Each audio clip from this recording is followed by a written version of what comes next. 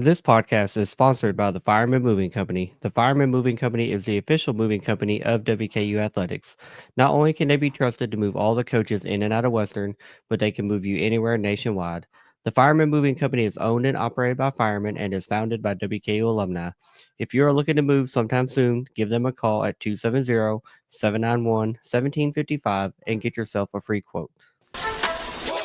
Welcome to Topper Talk, your number one Western Kentucky athletics podcast. I'm your host, Stephen Moffitt, and I'm joined by co-host Tyler Bailey.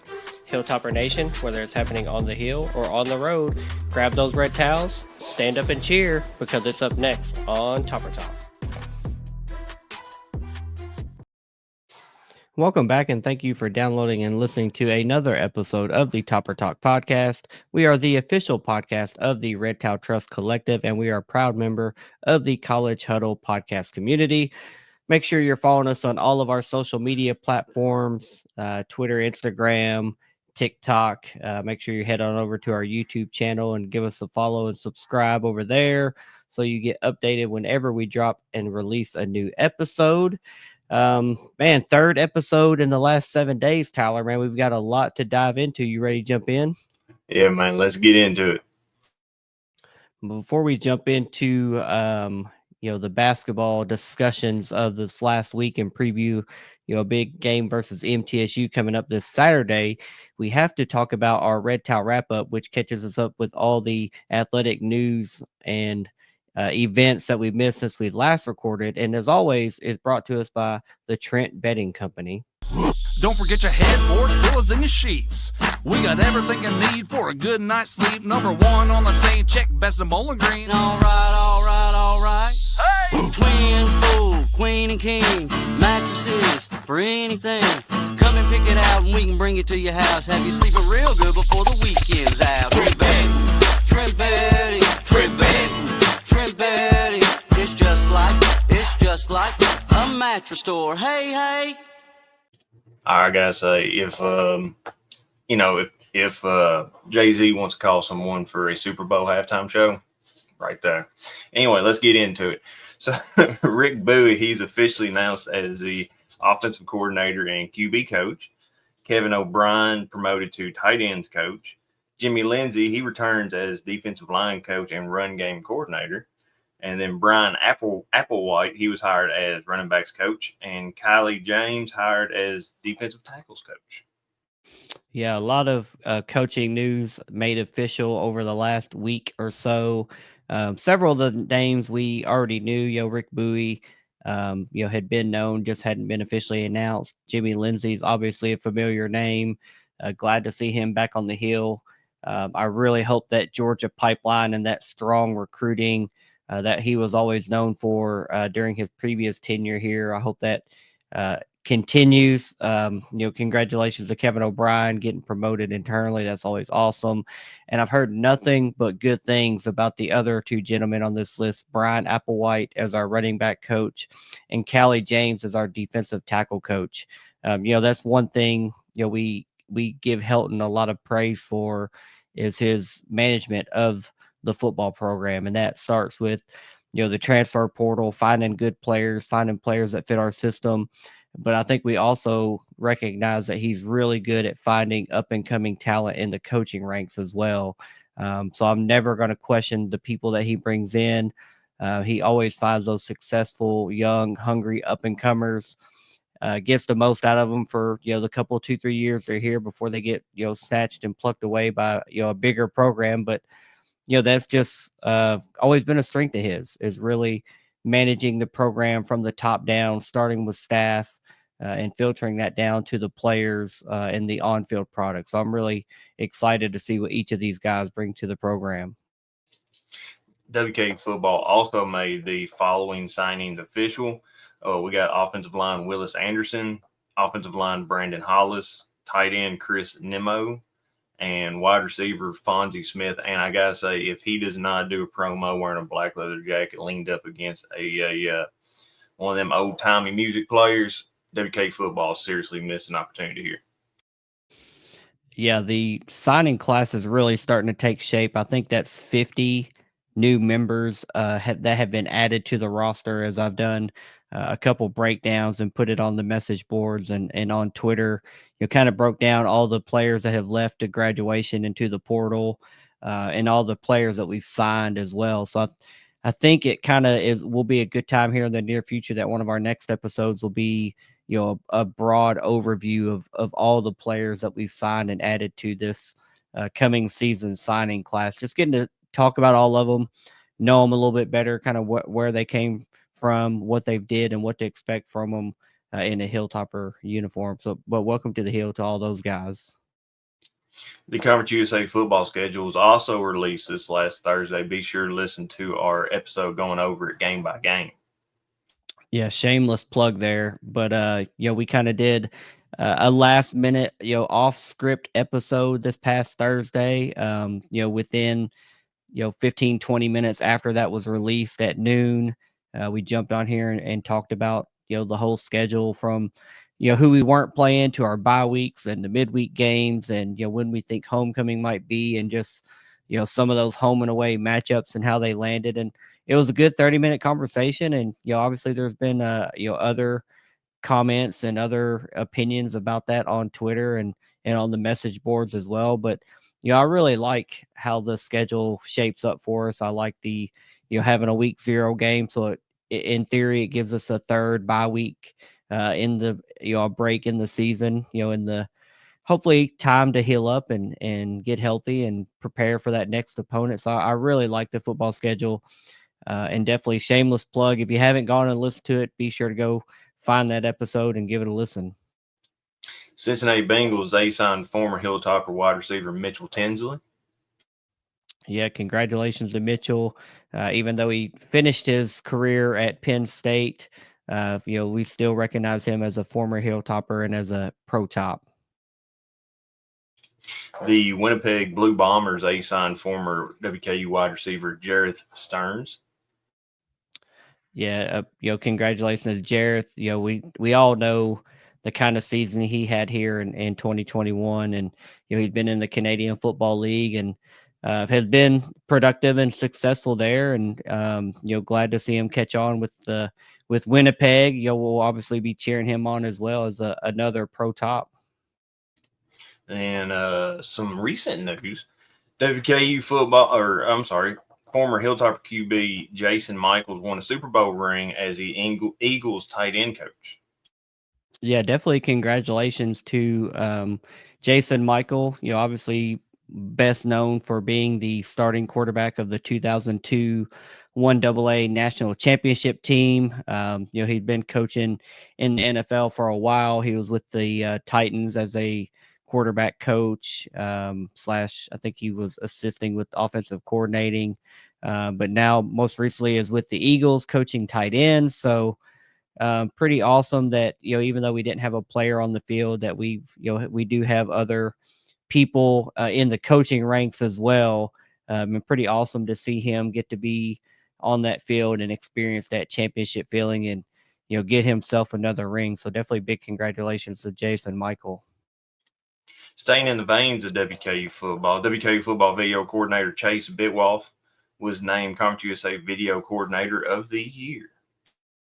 Yeah, pretty awesome. I mean, I like to think that our creative teams at Western Kentucky, from the video side of things to the graphics side of things, I think we have a pretty good staff of talent, and I think the stuff that we put out is always pretty good. And to get recognized by your peers like Chase is a pretty big honor. So definitely big congratulations to Chase on winning that Video Coordinator of the Year for Conference USA. Now, swapping it up a little bit, Lady Topper basketball beat Kennesaw State 78-57, and then they beat Jacksonville State 68-64. They are now 8-3 in Conference USA and third place in the league. Yeah, I mean, the Lady Toppers are rolling. I mean, they've lost only one game, I believe. They went on that 5-game win streak and beat Middle Tennessee just a few weeks ago and have only lost one game since then. I believe that was last weekend before this weekend's games, but kept it rolling, beat Kennesaw State and Jacksonville State, obviously here at Diddle as the men's team was on the road. So that means they were at home. So, keeping it rolling. Greg Collins, we've talked about him all year, has really kind of righted the ship and turned things around. Now we're, staring down the barrel of a rematch with MTSU, and this time it will be at their place. So that definitely will be a tough and hostile environment to walk into, as they are currently in first place in the league. Their only loss in league play is to us. So probably going to be a bit of some revenge factor for them. But we've shown that we have the talent. We can compete with them. We can go in there and, pull an upset. It's not unheard of this season. We've already seen them do it once. It'll be a little bit tougher on the road, but I really like what I see from the Lady Toppers, and I hope they keep that rolling. WKU softball, they had kind of a rocky start to the season. They opened the season with a 7-1 loss to Belmont, and then a 5-1 loss to EKU. They then beat Belmont the next day 3-1, and then they lost to Georgia Tech 3-2, and then again lost to Georgia Tech 4-2 in the final game of the weekend. Yeah, definitely kind of a tough opening weekend tournament down there in Georgia for the Lady Toppers softball team. They did get a win. Nice to see that they beat Belmont, but just dropped several tough games in there. Pretty good competition.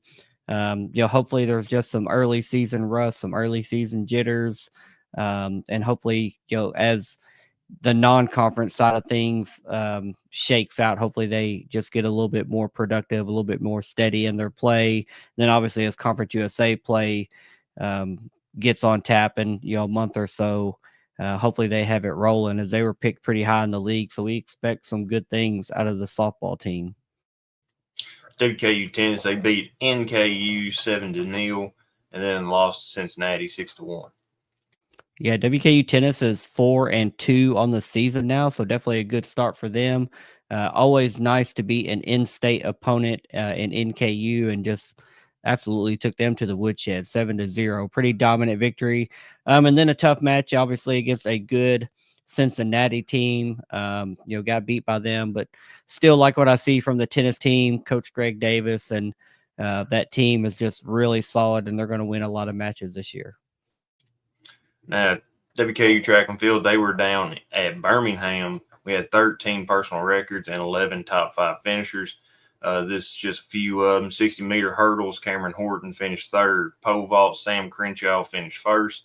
3,000-meter run, Kenley Kunkel finished first. And pole vault, Sophia Rakowski finished second.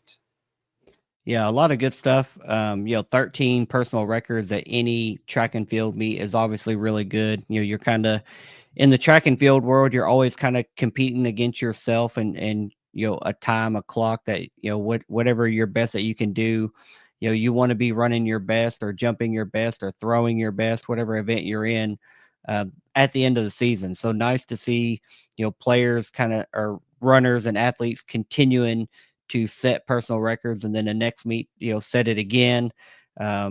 Some really familiar names on here. I think every time we talk about track and field, Cameron Horton gets mentioned, always being a top 2 or 3 finisher in the shorter sprint races, 60 meters and 60-meter hurdles. Sam Crenshaw, we've talked about him before. He was CUSA Athlete and Freshman of the Week just a couple weeks ago. True freshman, now holds the top 2 all-time pole vault results in WKU history. So a lot of good jumping in his future, and really like what we're seeing early in his college career.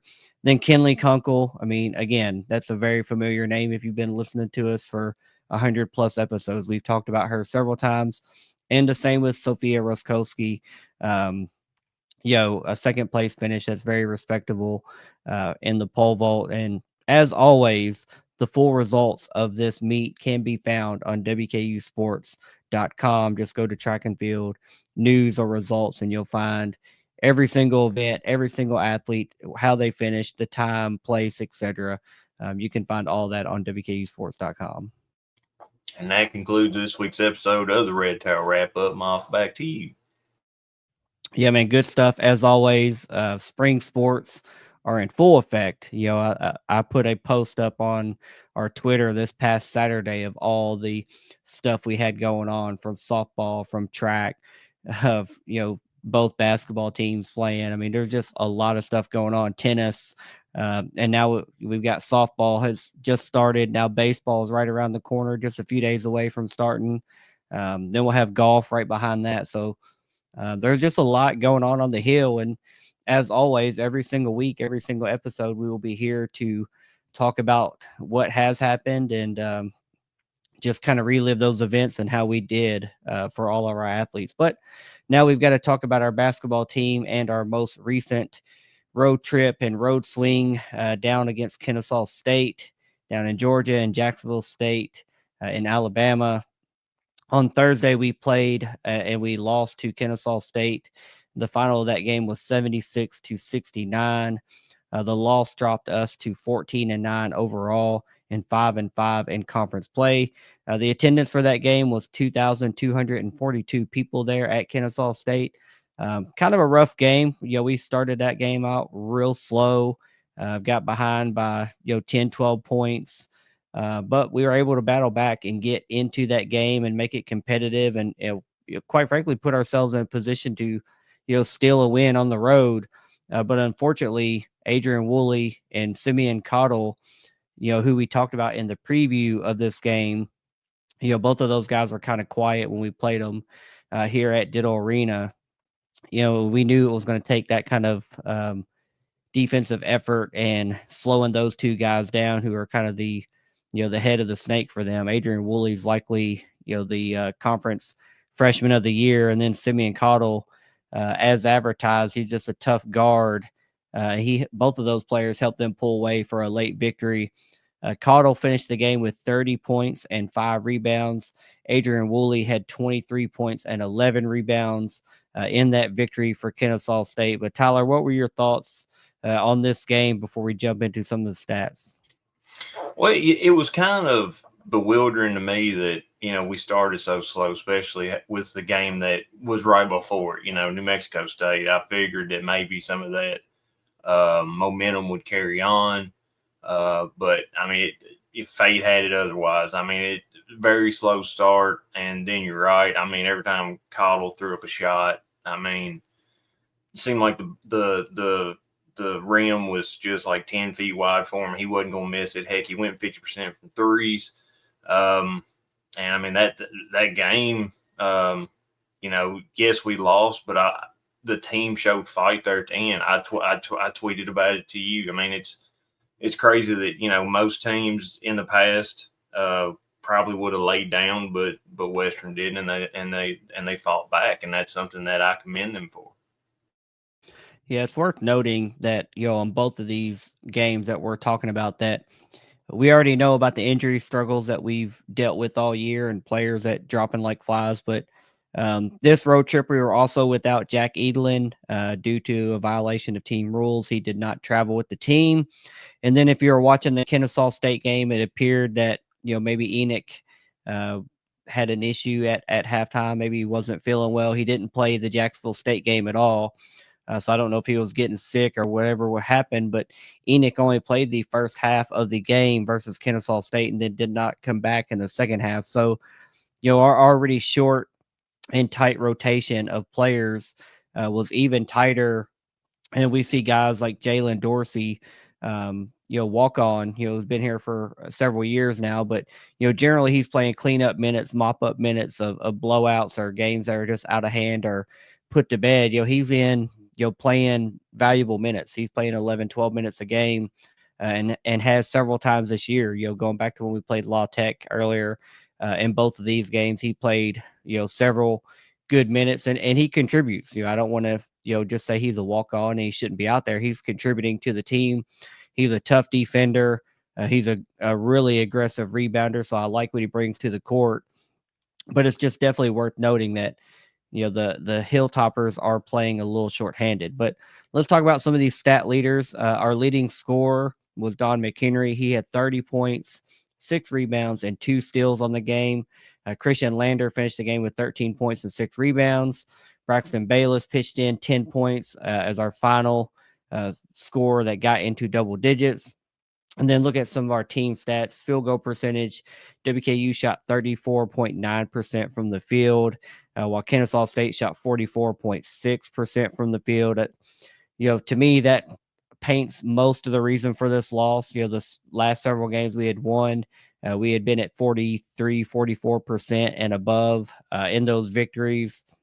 You see that we're 10% below where we had been. So that's going to be, missing 5 or 6 extra shots that we had been making in previous games. So that field goal percentage obviously did not help. 3-point percentage, we were 9 out of 28 for 32.1%. Kennesaw State was 8 out of 24 for 33.3%. Free throws, we shot 16 out of 23 for 69.6%, which is, a little below where we normally are for our season average. But luckily, Kennesaw State was a little worse. They were 18 out of 28 for 64.3%. And then another stat that really just kind of highlights, kind of our opportunities for wins and losses, the rebound margin. WKU finished the game with 32 total rebounds. Kennesaw State had 50. So a plus 18 margin there in rebounds. And I feel like we've talked about that every single game in the previews and the recaps. Whenever we keep that rebounding number, that margin, plus or minus, in our favor, or at least within a couple, 2-3 rebounds, either limiting extra possessions for them or, getting extra possessions for ourselves on the offensive end. I mean, that has lended itself to a lot more opportunities and ability for us to win ball games, but minus 18 is tough. But then a stat that was really in our favor, turnovers for the game. We only had 7 for the entire game, while Kennesaw State had 16 turnovers. So just a really tough. It was a really, just a battled ball game. Even though we lost, we got down early. Again, we've said this before. The fight and the heart and the grit of this team, man, they play hard for 40 minutes. Whether shots are going in, whether the other team's executing and playing well, they do not let up. Even with 7, 8 guys in the rotation now, instead of 10, 11 that we were playing earlier this year, those guys are leaving it all out in the court, and win or lose. I'm definitely proud of this team and just how they're competing with all the adversity that they're facing. That's one thing you can never question about this team is their heart and their toughness. Tyler, what are your thoughts on this team, their performance, and, maybe any of these stats, anybody that might have stood out to you? Well, I mean, the one stat that really jumped out at me was that rebounding battle again. I mean, I think we had close to the same thing when we – never mind, that was Jacksonville State. But that rebounding number absolutely blows my mind. I mean, you look at Adrian Woolley, he had a double-double, 23 points, 11 rebounds. Ron G. Gordon, he had 11 rebounds as well. You take them two, I mean, you had a few other players that added in rebounds. You had one that had 7, one had 5, one had 9. It was just crazy that we got out rebounded by 18 boards. I mean, that just translates into second chance points or probably a 3-pointer from Cottle or Woolley. I mean, them two, they just could not miss. And even if you did stick someone out there and had them right in their jersey, they were going to hit it. I mean, it was just crazy to see that. But speaking of some other stat leaders, Don McHenry, him coming off the bench scoring 30, that's awesome. I don't know what led him to maybe make that transition. I'm sure he may have talked about it and I just missed it. But that's one heck of a transition to put you on the bench. You come out. I mean, he only sat 30 or 6 minutes, so he wasn't on the bench too awfully long. But Christian Lander, he played great.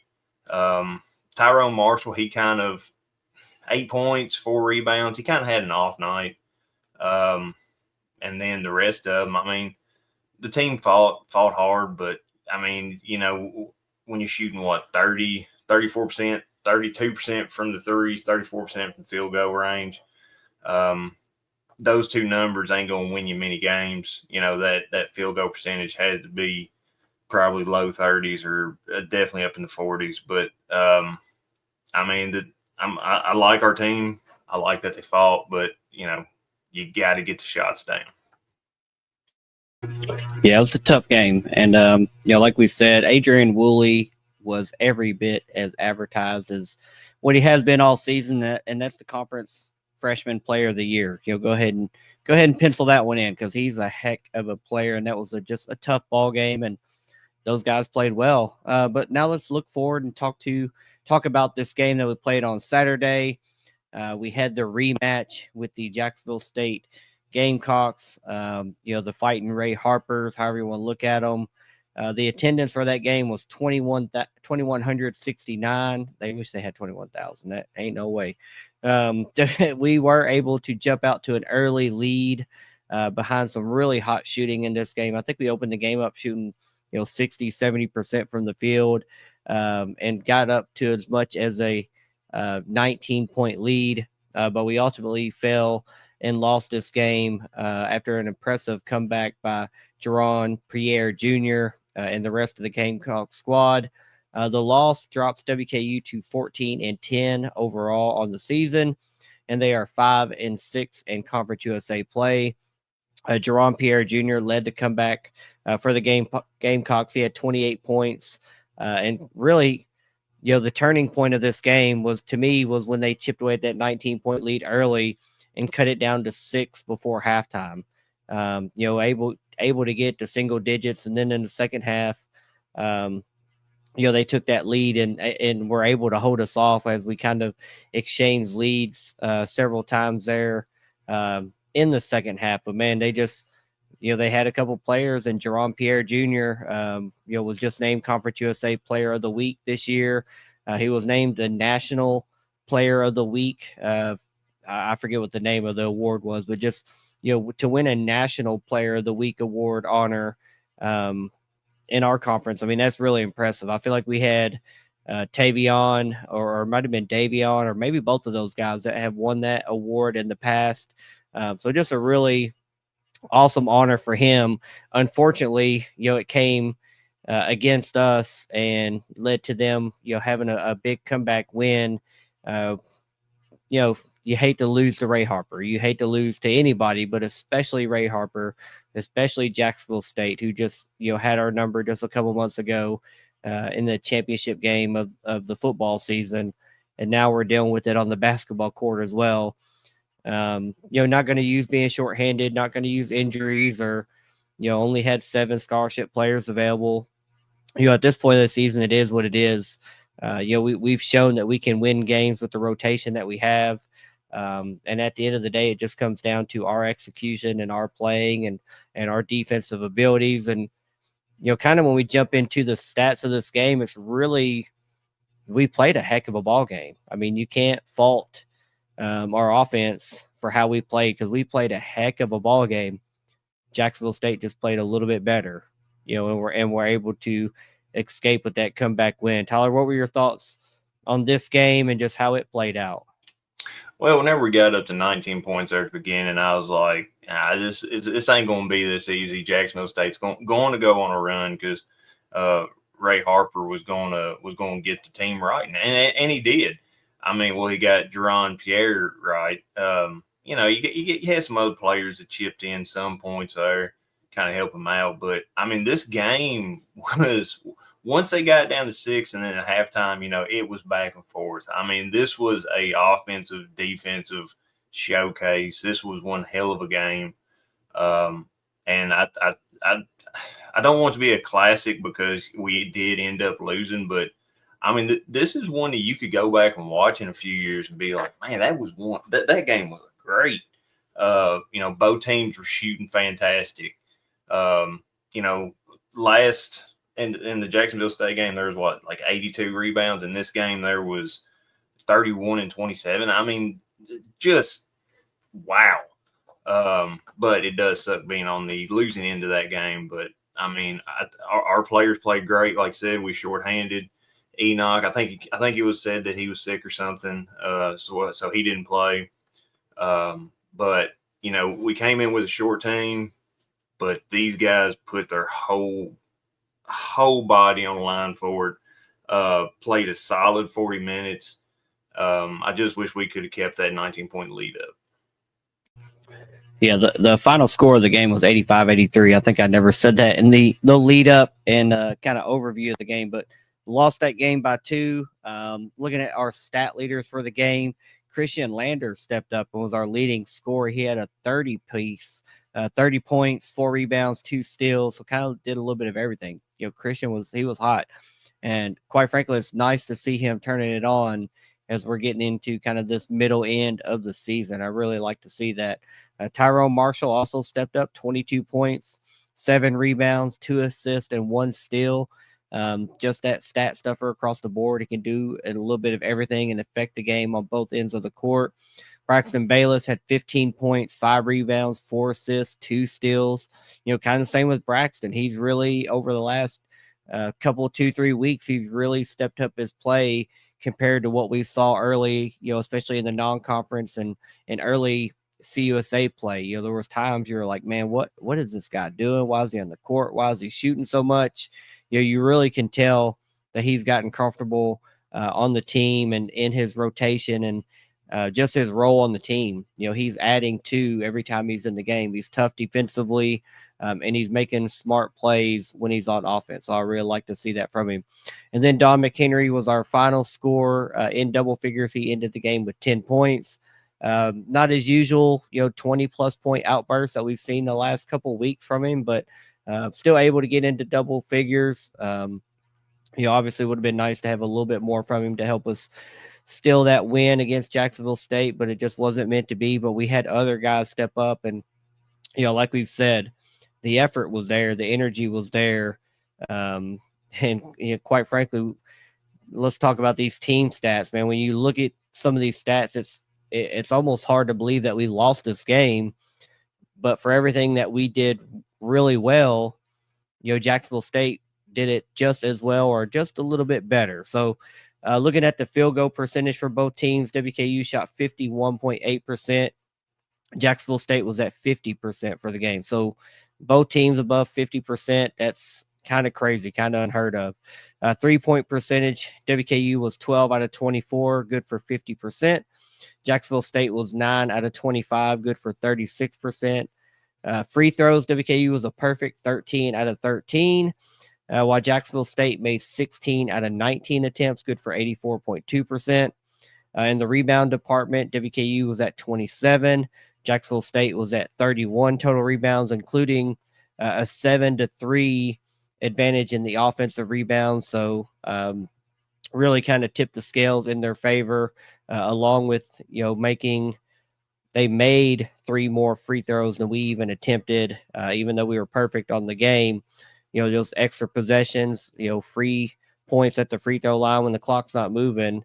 You need every point when it comes down to a 2-point ball game. Every possession matters.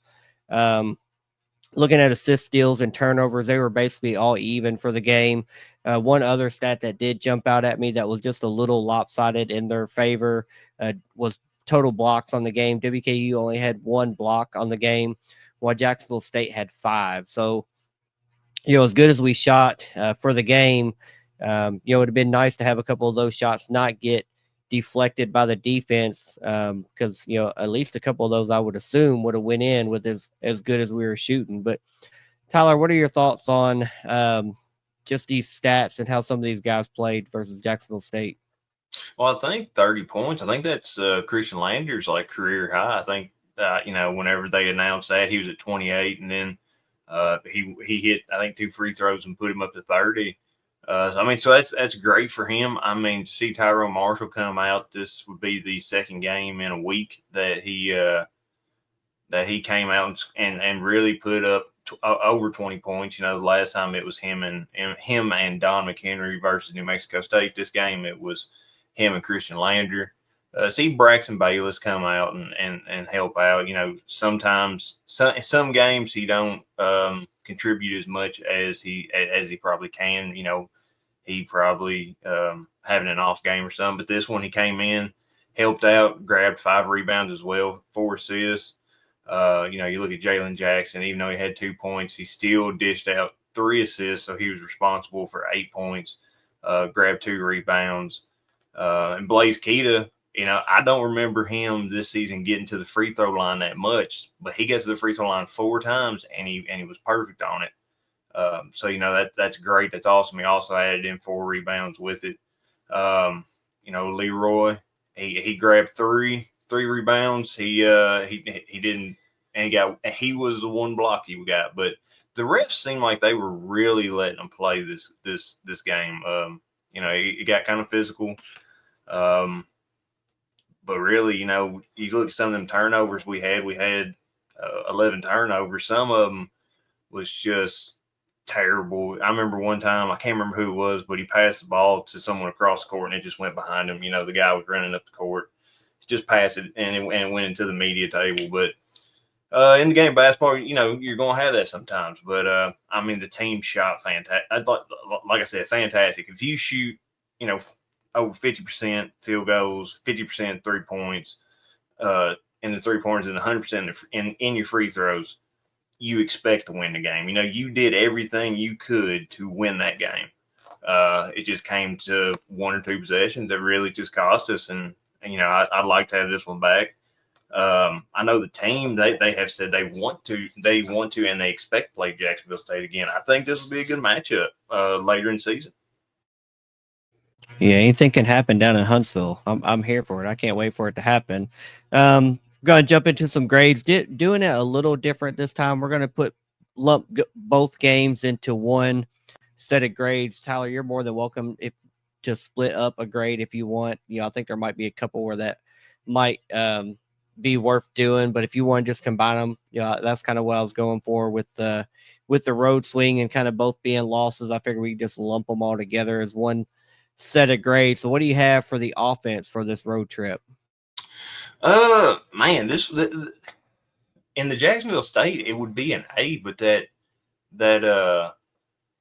Kennesaw State's going to bring it down because you did shoot pretty bad. I'm going to give for the road swing, I'm going to give them a B- in this one. C plus B-. Yeah, I'm the same. If I was grading them individually, Kennesaw State was a C, Jacksonville State was an A, give them a blended average of a B. I think that's pretty fair. It was a pretty good road trip, even though it ended with an 0-2 record. I still can see positives from this team and the offense and just the way they're going. And hopefully as we start to get some players back down the stretch, like I said just a minute ago, anything can happen in Huntsville. We saw what happened last year, going in there on a 4-game losing streak, getting hot at the right time and winning that tournament, that championship, and going back to the NCAA tournament. So anything can happen down there, man. It's gonna be wild. It's gonna be fun, that's for sure. And I can't wait to be down there. What about your grade for the defense? So defense, the Kennesaw State, we did end up losing 18 rebounds. We gave up 14 offensive rebounds. We from the 3-point line, we held Kennesaw State to good. Only 33.3%. Field goals we kind of allowed them to get a little bit more on us. And then of course against Jacksonville State, Pierre, any shot he put up, you just had to expect it was going in, him and Cotton. I'll give them a combined of, I'll give them a C in this one. I'm going to go with the B. Our effort's there. And unfortunately, we played against a couple guys in Adrian Woolley, Simeon Cottle, Jerome Pierre that were just really hot, really had things going. But I really like our effort. I really like, the guys, even with the short rotation and probably getting tired at the pace we play, still had that effort out there. And doing everything they could try to win that game. So I'm gonna give them a B. Might be slightly biased and favoring them when maybe they should be a little lower. But man, the effort's there, and I really am appreciating everything every time they're on the court. That they're leaving it all out there. What about your grade for coaching? So, Coach, whenever the other team will go on a run, it seemed like Coach was always quick to call a timeout and try to let them cool off. He was making. It's hard to sub in players when you have such a short rotation. So he was trying to keep the players fresh.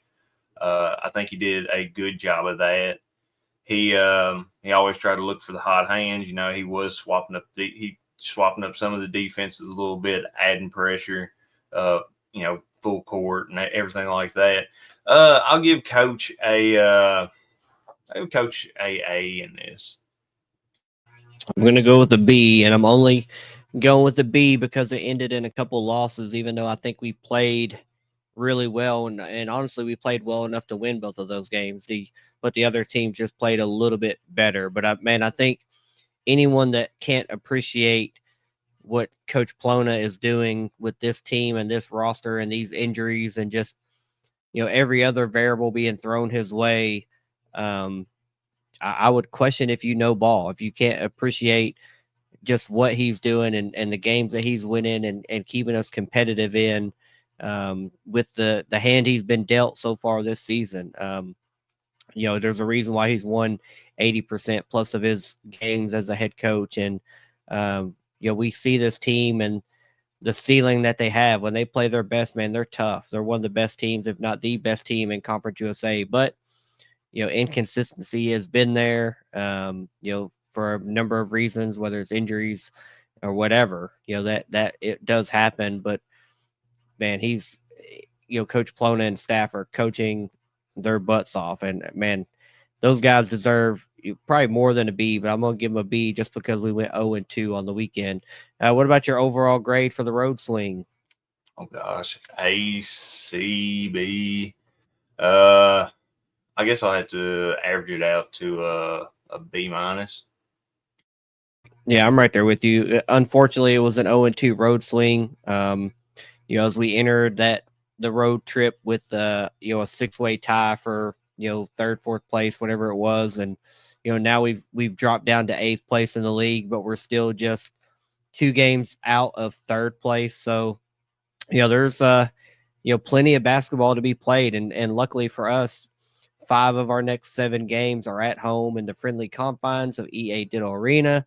So hopefully we get that magic back. We saw what we did versus UTEP and New Mexico State just this last weekend when we played a couple of our best games of the season at home.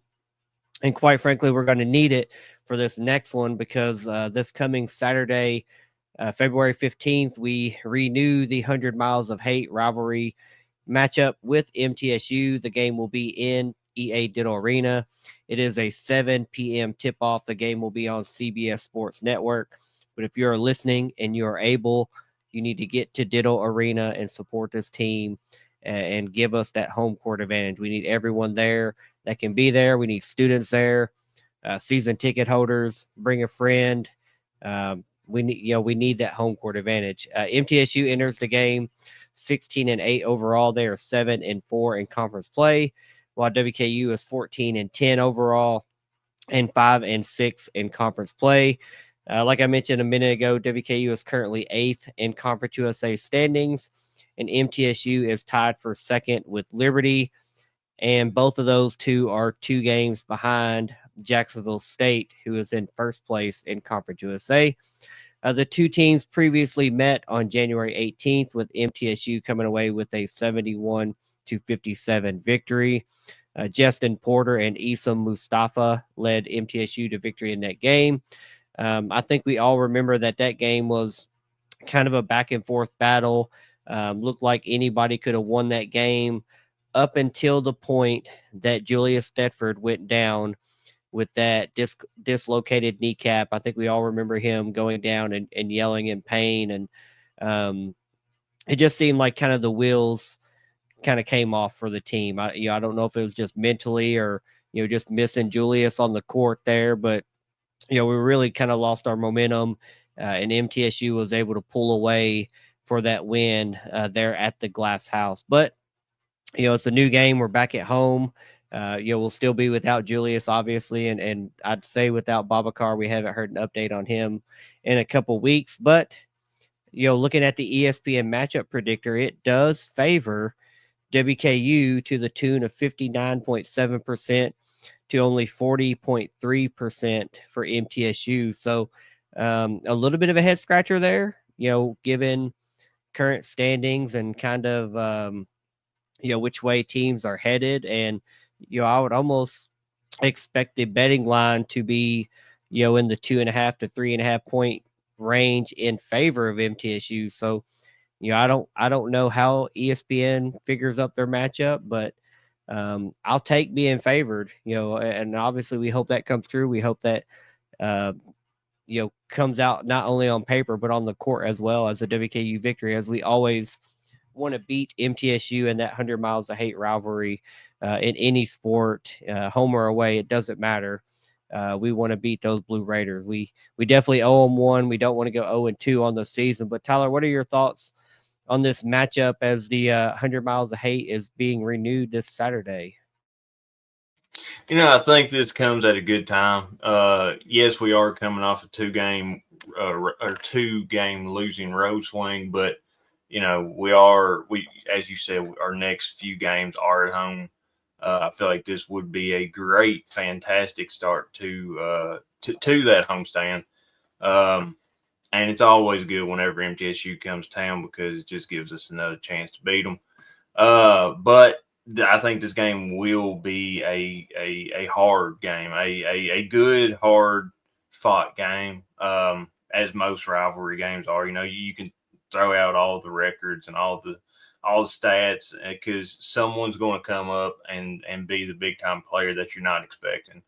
And I feel like the team is ready for it because going and losing 2 in a row, home or away, it don't matter. The team can't be happy with the way that the last 2 games ended. They are wanting to prove something. They are wanting to compete. So I mean, this right here just gives them another chance to compete against a team that's tied for second in the conference. This would be a great opportunity for us to upset MTSU because yes, the power index can like us, but I mean, you are going to have to think that MTSU will be the favorite, even though they are the away team. And it is really hard to win on the road, but I just feel like this right here will be a good matchup for Western. Yeah, the ESPN matchup predictor must know something about that ditto magic, or maybe they checked out how we did against New Mexico State when we were just on fire. So maybe that's the secret ingredient that we need is just some home cooking or being back in our own beds, whatever it may be. Looking at this MTSU team and some of the names that we need to be aware of, I think at this point in the season they're all familiar names, especially since we played them already. Their leading scorer is returner Justin Porter. He's averaging 16.3 points per game. Their leading rebounder is Issam Mustafa. He averages 13.5 points per game and 8.6 rebounds per game. And quite frankly, he had a really big game against us at third place last time. Really kind of controlled the paint, had a lot of boards, and really just helped push them to that extended lead as the game went on in the second half. He was the biggest reason, in my opinion, for that. They also have Cam Weston, who's averaging 10.9 points per game and 3.5 assists per game. And then Jalen Counter, who's averaging 10.9 points per game and 3.4 assists per game. So they've got a number of guys that can jump up and, affect that game. I think we all remember, last year at third place, we talked about last time, and Jared Coleman Jones stepping out and making threes, and OG sitting beside us and lying to us. We know they've got Chris Loof on the bench. Kamari Lands is on the bench. They've got other guys that can step up and fill in case any of the guys that we just mentioned aren't playing well. So a really well-rounded team that they have in Murfreesboro. Obviously playing a lot better, winning more games than what they have the last couple years of the Nick McDevitt era.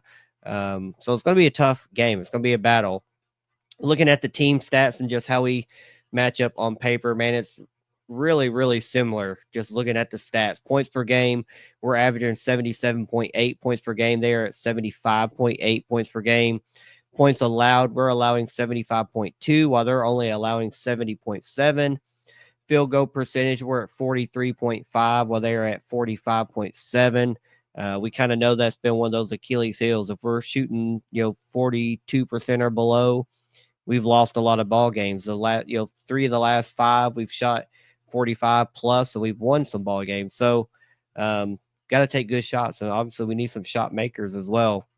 Rebounds per game, almost even, 37.1 to 37.8. Assists per game, almost even, 12.3 to 12.5. Blocks per game, they do have an advantage there. We average 2.8 blocks per game. They're at 4.5. I think it's well documented that our interior presence is not quite as strong with just Leroy and Blaze. No disrespect to them. They have stepped up and played better. But we do miss Babacar, and obviously we hope he comes back at some point healthy and ready to play. And then steals per game, we do have an advantage there. We're averaging 8.8 steals per game while they're only averaging 7. So, man, it's kind of crazy really how close these teams are on paper. But in the standings, some of those little differences, us allowing 75.2, they're allowing 70.7. That can be the difference. 5 points per game. How many games have we lost by, less than 5 points? It's been a few. And in Conference USA, that can be the difference between, a second or third place team. And, what we're looking at right now is an 8th place team in Conference USA. There's just so much parity. Every game's a battle. And this one's going to be no different. Like you said earlier, throw the records away. Heck, throw these stats away. This is just going to come down to who executes better, who wants it more, and just, who's making their shots. And that, it sounds so simple. It sounds 101, but that's why we need that home court advantage. We need that Diddle magic. We need the Bowling Green community and the Western students to show up and make an impact and be loud and help disrupt Middle Tennessee while they're on offense and just help energize us throughout the course of the game. So I'm here for it. I'm looking forward to it. This rivalry game is always one of my favorites of the season. But Tyler, what are your thoughts on this game and just how we match up before we get into some of those keys to victory? Well, I feel like our team is more hungry. MTSU, they are riding high. Now, granted, they are tied for second. They're only a half game up from UTEP. But I feel like they kind of got the targets on their back, especially from a Western Kentucky's perspective. But I feel like if you want to win this game, you're going to definitely have to control the paint. Eason, he had I think he had 18 rebounds last game. The dude is legit. Of course, they also have other players like Justin Porter and all of them. You mentioned that they can score on you and they can get to the rim. So I think our team has to play hard-nosed defense. And I feel like in order to do that, we'll come out with a win if we do that. The points for, the points against. We ride a finer line, but I think that we're playing at home. If you look at what we did New Mexico State, playing at home, and whoever their travel partner was, UTEP. UTEP was a little closer game, but hey, we still came out with a victory over that. And I'm not expecting anything different than this upcoming game. Yeah, that leads us right into the perfect segue to talk about our keys to victory to beat MTSU in this 100 Miles of Hate matchup. So what's your first key to victory this coming Saturday? Well, my first one was going to be contain Eason, but I changed it while you was talking. It's going to be pester the fire out of the ball handlers. If you make their life uncomfortable, you make them second guess passes or make dumb or stupid passes. Our defense is pretty quick, and I think we can live off the steals and the fast breaks. Mine's going to start on the boards. I think we have to be competitive in the rebound margin. Like you said, Issa Mustafa had 18 rebounds in the last game against us. We have to have a total team effort, and we've seen games where Tyrone and Braxton and Christian and all those guys Enoch, when all those guys collectively are putting that extra effort in and being aggressive and crashing the boards, like we can hold our own in the rebounding department, even without Babacar or Blaze and Leroy are going to get us 3 or 4 rebounds each, but we have some good rebounding guards and 2 and 3, 4 players that can keep us competitive there, or even win the rebounding margin. But we have to be competitive in that area. We can't get beaten by 10, 12, 18 rebounds, because that's just extra possessions or empty possessions for us that end up going the other way and just don't help us win ball games. It's as simple as that. And if going back and looking at our wins and losses on the season, it's pretty clear that when we're competitive, we're in the game. When we're not, it gets away from us, both in the rebounding statistic and on the final score. So we've got to be competitive rebounding the ball. What's your second key to victory? Just kind of piggyback off yours. Win the rebounding battle. Or at least be competitive, because you lose 18 rebounds in down there in Kennesaw. Of course, I think we lost the Jacksonville State game rebounding battle. You're right. A lot of the games that we've lost, there was one earlier. I mean, it was ungodly, and like I remember, there was 3 games where we were out rebounded like 20 something or 30, or I think it was 20 something to like 60. We got out rebounded by 60 rebounds.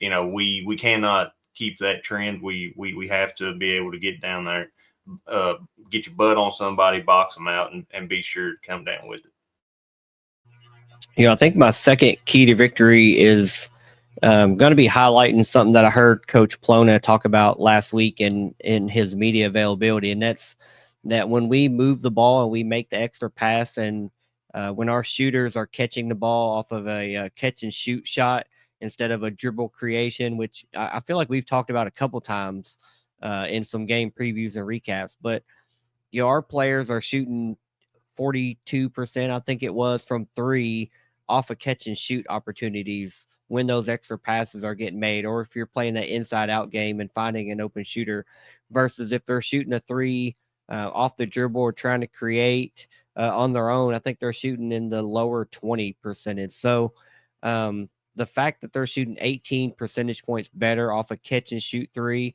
that's what guys practice. If you're in the gym, you're practicing catch and shoot 3s with the rebounder kicking the ball out to you. That's when you're best in rhythm.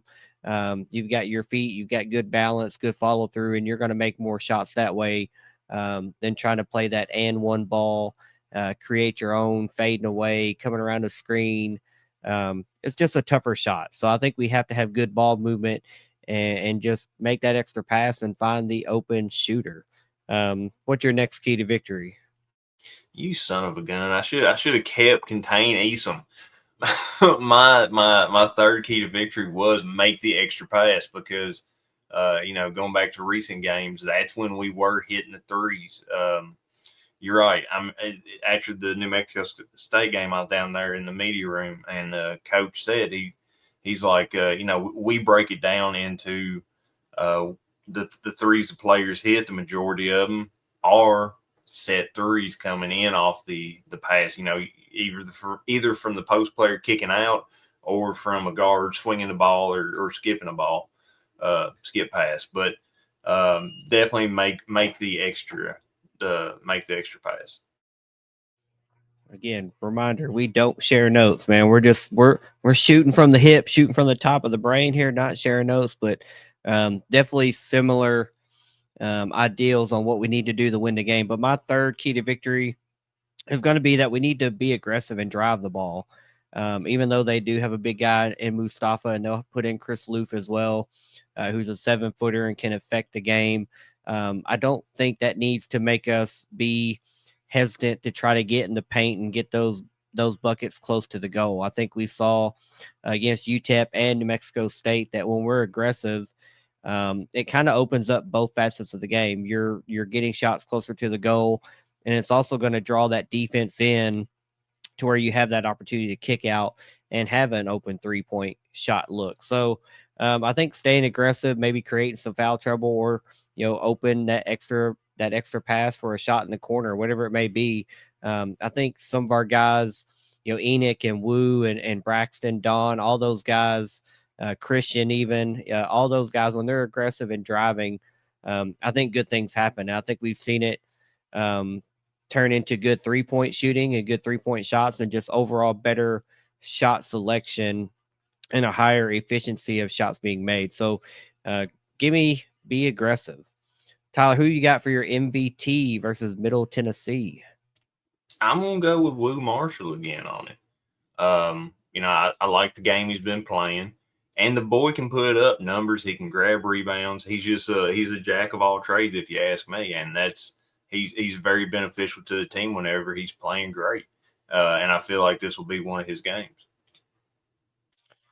I think Wu is the X factor of this team. And I'm right there. I'm like this close to picking him every single game. I'm also this close to picking Don McHenry every single game, but I'm actually going to pick somebody different. I'm picking somebody. I don't think I picked him all year or even all last year, even for that matter. I'm going to pick the hot hand of Christian Lander. I think what he's shown us, especially after his kind of call it an early season slump, call it inconsistent, call it whatever you want to call it. These last 3 or 4 games, he's stepped up and, been a 20-plus point scorer. He's aggressive. He drives a lot. He's a good rebounder. He's a really, I don't want to say streaky shooter, but he's a really good shooter. And when he catches the ball in rhythm and gets it off quick, he doesn't hesitate. Man, he can fill it up really fast. And I think him being back at home in Diddle Arena, he's somebody that could tip the scales our way if he catches fire and takes some pressure off of those other guys that we mentioned. Don McHenry, I think he's going to get his every single game. Tyrone Marshall, he's a matchup problem. I think he should get his every single game. But Christian's kind of that third option that he can fill it up and be our leading scorer real quick. And he's shown that several times over the last couple of weeks. So give me Christian Lander, first time pick.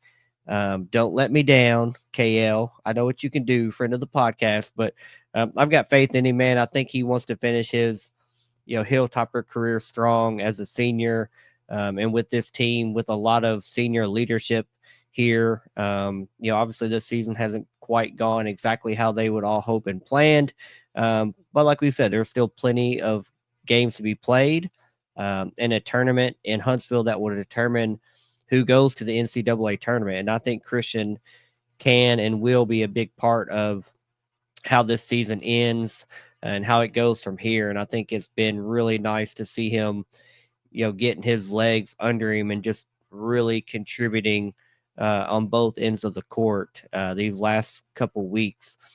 Tyler, what have you got for a score prediction for the 100 Miles of Hate? All right, so I got a Western scoring pretty high. It's going to be 81-73 Tops win. 81-73. That is a pretty favorable win for us. Mine is a little tighter.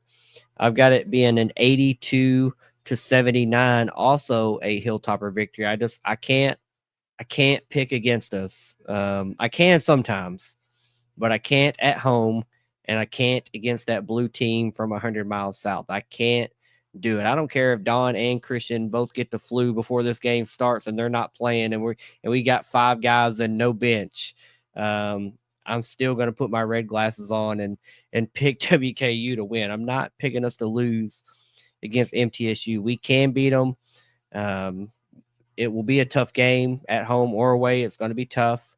But I think we have the talent and the coaching and the effort will be there that can keep us in this game. We just have to execute down the line and put ourselves in position to win that game once we get to that last media timeout and that last 4 minutes of the game. So I'm here for it. I'm looking forward to it.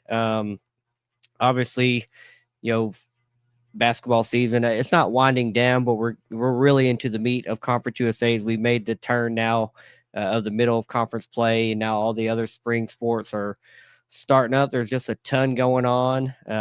Spring football is not going to be far behind, and pro day for NFL prospects and combine and NFL draft, and man, there's just a ton going on, and I'm really enjoying getting on here and talking about everything going on in Hilltopper sports. just highlighting all of our athletes, all their achievements and accomplishments, and just a lot of winning always going on the hill. Always really fun. I'm also looking forward to breaking down that signing class. That's going to be a big, tough task. I hate to tell you that right now, Tyler, but 50 new players have been signed as of right now. More could be added, but 50 new players that we're going to highlight. We're going to talk about, maybe not each one of them in detail. That would be a 2-hour episode, but just get to know some of these names, not, more than just their name and their weight and their position, maybe, how they performed in high school or at their previous stops, and maybe what they're going to bring here to Western Kentucky. And, a new offensive coordinator, obviously a new quarterback, and, this Tyson Helton, air raid, pro raid system that we typically run here at Western. So I'm looking forward to all that, and obviously continuing into basketball season, and, hoping that this home stand, 5 of 7 games at home was going to help right the ship, get a few more wins in the left-hand column, and, more good things to talk about, man. Tyler, hit us with your final words and take us on out of here. Yeah, just kind of echo what you said earlier. I hope everyone does make the trip out there to Dill Arena this Saturday to cheer on the Tops, because, there's really no reason not to. It's great to watch a game live at Diddle. All the season ticket holders know. The students should know. Hopefully the students do show up. I'm sure it's being put all over campus that this game is this weekend. And there's no reason for them not to be there and make noise and be rowdy.